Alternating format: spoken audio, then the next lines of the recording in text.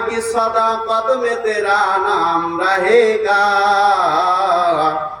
दुनिया की सदाकत में तेरा नाम रहेगा, सिद्दीक तेरा नाम से इस्लाम रहेगा, फारूक तेरा नाम से इस्लाम रहेगा, दुनिया के शुआमिद के तेरा नाम रहेगा,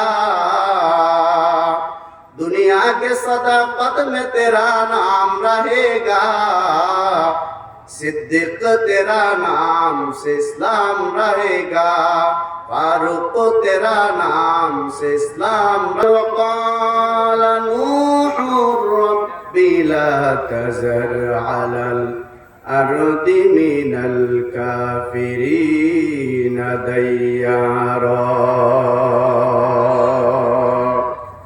हज़रत नूह अलैहिस्सलातु वस्सलाम ডাকতে বলে, রব্বুল আলামিন আল্লাহ, এই জাতি কখনোই আপনার প্রতি ঈমান নিয়ে আসবে না, আমি নূহের প্রতি ঈমান নিয়ে আসবে না।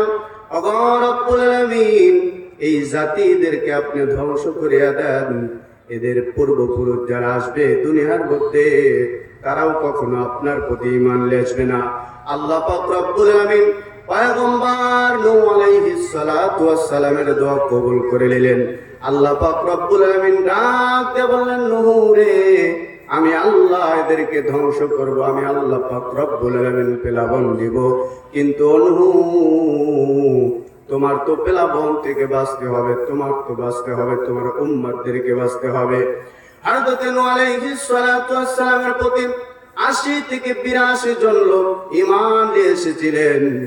আল্লাহ তাআলা ডাক দেয়া বলল, নূহ তোমার উম্মতদেরকে বাঁচাইতে হবে, তাই তুমি একটা কিস্তি তৈরি করো, নৌকা তৈরি করো। বলেন সুবহানাল্লাহ। হযরত নূহ আলাইহিস সালাতু ওয়াস সালাম ডাকতে বলে, রব্বুল আলামিন আল্লাহ, কেমন করে আমি কিস্তি তৈরি করব আল্লাহ? লোহা দিয়ে কিস্তি তৈরি করব নাকি আমি কাঠ দিয়ে তৈরি করব? আল্লাহ পাক রব্বুল আলামিন ডাক দিয়ে বলেন, নূহ আমি আল্লাহ পাক রব্বুল আলামিন তোক্তা দিয়ে তোমাকে কিস্তি বানাইতে দিব।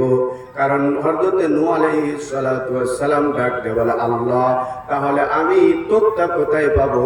আল্লাহ পাক রব্বুল আলামিন ডাক দিয়ে বললে, একটু অপেক্ষা করো। আল্লাহ পাক রব্বুল আলামিন হযরত নূহ আলাইহিস সালাতু ওয়াস সালামের কাছে হযরত জিবরাইল আমিনকে ডাক দেয়া বলো, জিবরাইল যাও যাও জান্নাতের ভিতর থেকে একটা শাল কাঠের চারা নিয়ে যাও, আর আমার নূহের হাতে দাও, হযরত নূহের কাছে দাও। নূহ যেখানে জমিনের ভিতরে গাড়বে, এই বিচি থেকে একটা গাছ হবে, এই গাছ থেকে আমি আল্লাহ তোক্তা বের করতে বলবো। বলেন সুবহানাল্লাহ। হযরত জিবরাইল আমিন আল্লাহ পাক রব্বুল আলামিনের হুকুম পায়া অনুমতি ক্রমে জান্নাতুল ফেরদাউস থেকে একটা গাছের বীজ নিয়ে আসলেন, আর ওই গাছের বীজ নিয়ে এসে নূহ আলাইহিস সালাতু ওয়াস সালামকে দিলেন। দীর্ঘদিন পর্যন্ত নূহ আলাইহিস সালাতু ওয়াস সালাম জমিনের ভিতরে যখন রোপণ করলেন, দীর্ঘ ২০ বছরের ভিতরে গাছটা অনেক মোটা তাজা হয়ে গেল। আল্লাহ পাক রব্বুল আলামিন হযরত নূহ আলাইহিস সালাতু ওয়াস সালামকে ডাক দিয়ে বলে, নূহ এবার ওই গাছটা কাটো, আর ওই গাছ থেকে তোক্তা বের করো, আর তোক্তা বের করে বিশাল বড় একটা কিস্তি বানাও, নৌকা বানাও। বলেন সুবহানাল্লাহ। হযরত নূহ আলাইহিস সালাতু ওয়াস সালাম সঙ্গে সঙ্গে আল্লাহ তাআলার ডাকতে বলে, আল্লাহ এত বড় বিশাল মোটা গাছ আমি কেমন করে ফাড়াই করব, তোক্তা বের করব? আল্লাহ তাআলা জিবরাইল আমিনকে পাঠায় দিল, জিবরাইল তুমি যাও, এই গাছটা কাটো, আর তুমি ফেরেশতার মাধ্যমে এই গাছের থেকে তোক্তা বের করো। বলেন সুবহানাল্লাহ। হযরত নূহ আলাইহিস সালাতু ওয়াস সালাম আল্লাহ পাক রব্বুল আলামিন ডাক দিয়ে বলল, নূহ যাও, আমার ফেরেশতা জিবরাইল এই গাছটা ফাড়াই করে যে সমস্ত তোক্তা বের করবে, এই তোক্তা দিয়ে একটা একটা করে নৌকার তোক্তলি বানায় দিবে, নৌকা বানানো শুরু করবে। হযরত জিবরাইল আমিন আসলেন, তোক্তা বের করলেন, এই গাছ ফাড়াই করে ২,২৪,০০০ তোক্তা বের হয়েছে। বলেন সুবহানাল্লাহ। হযরত নূহ আলাইহিস সালাতু ওয়াস সালাম দেখলেন এক একটা তোক্তার ভিতরে এক একটা পয়গম্বরের নাম, এক একটা তোক্তার ভিতরে যতগুলো দুনিয়ার ভিতরে যত নবী রাসূল পয়গম্বর এসেছে প্রত্যেকটা নবী রাসূলের নামগুলো এক একটা তোক্তার ভিতরে রয়ে গেছে। বলেন সুবহানাল্লাহ। হযরত নূহ আলাইহিস সালাতু ওয়াস সালাম দেখলেন একটা তোক্তার ভিতরে লেখা আছে লা ইলাহা ইল্লাল্লাহু মুহাম্মাদুর রাসূলুল্লাহ সাল্লাল্লাহু আলাইহি সাল্লাতু ওয়াস সালাম। হযরত নূহ আলাইহিস সালাতু ওয়াস সালাম দেখলেন এই তোক্তার ভিতরে আল্লাহ পাক রব্বুল আলামিনের নামটাও লেখা আছে। হযরত নূহ আলাইহিস সালাতু ওয়াস সালাম ডাক দিয়ে বলেন আল্লাহ, দুনিয়ার সমস্ত তোক্তার ভিতরে এক একটা নবী রাসূলের নাম দেখতে পারলাম, কিন্তু গো আল্লাহ এই তোক্তার ভিতরে দেখি মুহাম্মদ রাসূলুল্লাহ সাল্লাল্লাহু আলাইহি সাল্লাতু ওয়াস সালামের নাম, আর এই নামের সাথে দেখি আপনি রব্বুল আলামিনের নামটাও লেখা। আল্লাহ তাআলা ডাক দেয়া বলে নূহ রে, আমার বন্ধু মুহাম্মদ রাসূলুল্লাহ, যার কারণে আমি আল্লাহ পাক রব্বুল আলামিন আসমান জমিন সৃষ্টি করছি, আমি আল্লাহ তোমার নূহকে তৈরি করছি। আমার বন্ধু মুহাম্মদ রাসূলুল্লাহকে যদি আমি সৃষ্টি না করতাম তাহলে তোমার লাকাম নূহকেও আমি আল্লাহ তাআলা বানাইতাম না। বলেন সুবহানাল্লাহ। কেননা আমার নবীকে আল্লাহ পাক রব্বুল আলামিন জান্নাতের গেটে গেটে রব্বুল আলামিন আমার নবীর নামগুলো লিখে দিয়েছে। আল্লাহ পাক রব্বুল আলামিন জান্নাতের শাখা পোশাকার ভিতরে আমার নবীর নাম লিখে দিয়েছে। আল্লাহ তাবারক তাআলা কত সম্মান দিয়েছে। আল্লাহ কয় নূহ, আমি আল্লাহ পাক রব্বুল আলামিন যেই জায়গার ভিতরে আমি আল্লাহ, সেই জায়গার ভিতরে আমি মুহাম্মদ রাসূলুল্লাহকে রেখে দিয়েছি। বলেন সুবহানাল্লাহ।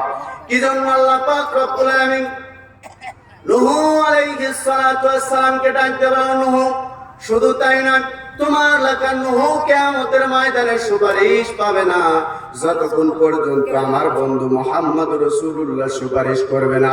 এ বাজান, হযরত নূহ আলাইহিস সালাতু ওয়াস সালাম তোক্তার ভিতরে আরেকটা নাম লিখলেন, দেখতে পারলেন ইব্রাহিম খলিলুল্লাহর নাম। আল্লাহ পাক রব্বুল আলামিন বলেন ইব্রাহিম হলো আমার বন্ধু ইব্রাহিম খলিলুল্লাহ, মিল্লাত আবিকুম ইব্রাহিম ওয়া সাম্মাকুমুল মুসলিমিন। সমস্ত জাতির মিল্লাত ইব্রাহিম খলিলুল্লাহর নাম দেখতে পারলেন।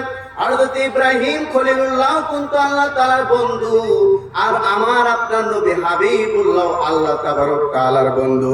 ইব্রাহিম খলিলুল্লাহর পাওয়ার হবে এক রকম, আর আমার নবীর পাওয়ার হবে আরেক রকম। ইব্রাহিম খলিলুল্লাহকে আল্লাহ তাআলা কিয়ামতের ময়দানে তুলবে, আমার নবীকেও কিয়ামতের ময়দানে তুলবে। কিয়ামতের ময়দানে तमाम নবী রাসূলদের উম্মতগুলো উপস্থিত হবে। বলেন সুবহানাল্লাহ। হযরত ইব্রাহিম খলিলুল্লাহ উঠবেন, আল্লাহ পাক রব্বুল আলামিন কিয়ামতের ময়দানে तमाम দুনিয়ার ভিতরে যত নবী রাসূল পাঠাইছেন সমস্ত নবী রাসূলদেরকে আল্লাহ পাক রব্বুল আলামিন একটা পাওয়ার দান করবে। যে নবীর হাতে যে ওই জামানার যতগুলো উম্মত ছিল ওই জামানার উম্মতদেরকে সুপারিশ করার দায়িত্ব দিয়ে। বলেন সুবহানাল্লাহ। প্রত্যেকটা নবী রাসূলকে সুপারিশ করার দায়িত্ব দিবেন, কারণ আল্লাহ পাক রব্বুল আলামিন নবী রাসূলদেরকে আল্লাহ পাক রব্বুল আলামিন কিয়ামতের ময়দানে সমস্ত উম্মতদের সামনে একটা সম্মান দান করবে। সেইটা হলো ওই জামানার নবী রাসূল ছিল, সেই জামানার উম্মত যেই নবী রাসূলের উপর ঈমান নিয়ে এসেছিল ওই নবী রাসূলটাই ওই উম্মতদেরকে শাফায়াত করবে। বলেন সুবহানাল্লাহ। হযরত ইব্রাহিম খলিলুল্লাহ কিয়ামতের ময়দানে দেখবেন আল্লাহ পাক রব্বুল আলামিন ডাক দিয়ে বলবো, ইব্রাহিম শাফায়াত করে করে তোমার উম্মতদেরকে জান্নাতে নিয়ে যাও। আল্লাহর খলিল ইব্রাহিম পয়গম্বর দেখবে কিয়ামতের ময়দানে উম্মতেরা লাইন কাতারবদ্ধ হয়ে দাঁড় হয়ে গেছে। জান্নাতি উম্মতিরা জান্নাতের কাতারে, আর একদল জাহান্নামী উম্মতিরা জাহান্নামের কাতরে, যারা ইব্রাহিম খলিলুল্লাহর উপর ঈমান নিয়ে আসে নাই, সেই উম্মতরাও কিয়ামতের ময়দানে তার হবে। এমন সময় ইব্রাহিম খলিলুল্লাহ দেখতে পারবেন একটা কালো বিচ্ছিরি চেহারার একজন লোক একটা কাতার থেকে ভেঙ্গে আর একটা কাতারের ভিতরে যাইতেছে পেরেশান অবস্থায়। চেহারার মধ্যে আলকাতরা ইব্রাহিম খলিলুল্লাহ দেখতে পারবেন। ওই উম্মতটা পেরেশান অবস্থায় একটা লাইন থেকে আর একটা লাইনের ভিতরে দৌড়াদৌড়ি করতেছে। ইব্রাহিম খলিলুল্লাহ দেখবে এক পর্যায়ে ওই ব্যক্তিটা জান্নাতি মানুষদের কাতারের ভিতরে কাতারবদ্ধ হয়ে গেছে। ইব্রাহিম খলিলুল্লাহ তাকায়া দেখবে ওই ব্যক্তি আর কেউ নয়, ইব্রাহিম খলিলুল্লাহর বাবা তারেক এবং আজর। ইব্রাহিম খলিলুল্লাহ ডাকতে বলবো, বাবা আজকে তুমি এই জান্নাতি কাতারের ভিতরে থাকতে পারবে না। এটা হলো আমার উম্মত জান্নাতি কাতার, আমার উম্মতদের জান্নাতি কাতার। যেই উম্মতরা আমার প্রতি ঈমান নিয়ে এসেছিল, আমার আল্লাহর প্রতি ঈমান নিয়ে এসেছিল, দুনিয়ার ভিতরে তুমি তো আমার প্রতি ঈমান নিয়ে এসেছিল না, তাই আজকে তুমি জাহান্নামদের কাতারে চলে যাও, নাফরমান মুশরিকদের কাতারে চলে যাও। আর যদি ইব্রাহিম খলিলুল্লাহ যখন এই কথা বলবে, এখন তেনার বাবা ইব্রাহিমকে চিনতে পারবে। ইব্রাহিমের কাছে এসে কিয়ামতের ময়দানে ইব্রাহিমের পা জড়ায় ধরবে, ডাক দিয়ে বলবে, বাবা ইব্রাহিম, দুনিয়ার ভিতরে আমি বুঝতে পারি নাই বাবা, তাই তোমার আল্লাহর প্রতি ঈমান নিয়ে আসিনি, তোমার প্রতি ঈমান নিয়ে আসিনি। ওগো বাবা, আজকে তুমি তোমার আল্লাহ তাআলার কাছ থেকে একটু আমাকে মাফ করে দাও, একটু ক্ষমা করে দাও। হাসরের ভয়াবহ এই দৃশ্য আমি সহ্য করতে পারি না, জাহান্নামের আগুন আমি সহ্য করতে পারবো না। আল্লাহ পাক রব্বুল আলামিনের কাছ থেকে একটু বলো, আল্লাহ তাবারক তাআলা তোমার খাতিরেও যেন আমি বাবাকে একটু জান্নাতের সিঁড়ির নিচে একটু স্থায়ী করে দেয়। বলেন সুবহানাল্লাহ। ইব্রাহিম খলিলুল্লাহর বাবা যখন কাঁদবেন, বলেন তো সন্তান যদি বাবা যদি সন্তানের পা ধরে কান্দে, তাহলে বলেন তো দেখি বাবার ওই সন্তানের হৃদয়ের ভিতরে একটু বাবার মহব্বত আসবে না? আসবে না? অবশ্যই আসবে, 100% আসবে। সেই দিন ইব্রাহিম খলিলুল্লাহ আল্লাহ পাক রব্বুল আলামিনকে ডাক দেয়া বলবে, আল্লাহ আপনি তো আমাকে নবী হিসেবে পয়গম্বর হিসেবে বানাইছেন, আপনি আমাকে খলিলুল্লাহ কে ডাক দিয়েছেন, আপনি যেমন আমার বন্ধু আমাকে ভালোবাসেন। ওগো আল্লাহ, আজকে আমিও আমার বাবাকে ভালোবাসি, কারণ আমার বাবা আজকে জাহান্নামে চলে যাবে, আমি সহ্য করতে পারবো না। আল্লাহ আমার বাবাকে আমি ইব্রাহিম খলিলুল্লাহ বরকতে হলেও তোমার হাবিব, তোমার বন্ধু হিসাবে আমাকে একটু তুমি যদি ভালোবাসো, তাহলে আমার ভালোবাসার খাতিরে, আমি পয়গম্বরের সম্মানের খাতিরে হলেও তুমি আজকে আমার বাবাকে মাফ করে জান্নাতুল ফেরদাউস দান করে দাও। আল্লাহ পাক রব্বুল আলামিন ডাকতে বলবো, ইব্রাহিম আমি আল্লাহ পাক রব্বুল আলামিন কোন কাফের মুশরিকদের জন্য তো জাহান্নাম ছাড়া তো আমি জান্নাত রাখি নাই। তোমার বাবা হলো মুশরিক, আমি আল্লাহ তো কোনো মুশরিকদেরকে জান্নাতে দান করব না, জান্নাতে দিব না। আর যদি ইব্রাহিম খলিলুল্লাহ ডাক দেয়া বলবে, আল্লাহ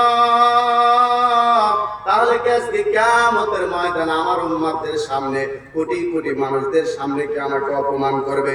আল্লাহ তাআলা ডাক দেয়া বলবে, ইব্রাহিম আমি আল্লাহ তোমাকেও অপমান করব না, পক্ষান্তরে তোমার বাবাকেও আমি আল্লাহ তাআলা জান্নাতে দিতে পারবো না।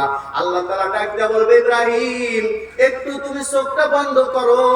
হযরত ইব্রাহিম খলিলুল্লাহ চোখ বন্ধ করবেন, আর চোখটা যখন বন্ধ করবেন, কিছুক্ষণ পরে আল্লাহ পাক রব্বুল আলামিন ইব্রাহিম খলিলুল্লাহকে ডাক দেয়া বলবে, তোমার চোখটা খুলো। বলেন সুবহানাল্লাহ। ইব্রাহিম খলিলুল্লাহ চোখটা যখন খুলবে, ইব্রাহিম খলিলুল্লাহ যখন চোখ খুলবে, চোখ খোলার সঙ্গে সঙ্গে দেখবে তেনার বাবাকে আর সামনে দেখা যায় না। ওই সামনে একটা মরা পচা গেন্দা বিশাল বড় একটা গুই সাপ পড়ে আছে, আর ওই গুই সাপ থেকে পচা গন্ধ আসতেছে, দুর্গন্ধ আসতেছে। ইব্রাহিম খলিল আল্লাহ পাক রব্বুল আলামিনকে ডাক দেয়া বলবে, ও আল্লাহ, এই দুর্গন্ধওয়ালা পচা গুই সাপ আমার সামনে দিয়ে আল্লাহ আমার আর সহ্য হয় না। ও আল্লাহ, তোমার ফেরেশতাদেরকে বলো এই পচা দুর্গন্ধওয়ালা গুই সাপকে জাহান্নামে ফেলা দিতে বলো গো আল্লাহ। ইব্রাহিম খলিলুল্লাহ দেখবে ফেরেশতারা হাঁটতে হাঁটতে ইব্রাহিম খলিলুল্লাহর সামনে দিয়া যায়। ইব্রাহিম খলিলুল্লাহ ফেরেশতার একটা দলকে ডাক দিবে, ফেরেশতার দলের এদিকে আসো, এই যে মরা পচা দুর্গন্ধওয়ালা গুই সাপটাকে জাহান্নামের মধ্যে ফালায়া দাও, আমার এই জাহান্নামের মধ্যে ফালায়া দাও। এই দুর্গন্ধওয়ালা পচা গুই সাপের গন্ধ আমার আর সহ্য হয় না। আর যদি ইব্রাহিম খলিলুল্লাহ ফেরেশতাদেরকে ডাক দিবে, কিন্তু ফেরেশতারা ইব্রাহিম খলিলুল্লাহর কাছে যখন আসবে, আল্লাহ তাবারক তাআলা ফেরেশতাদেরকে ব্রেক করে দিবে।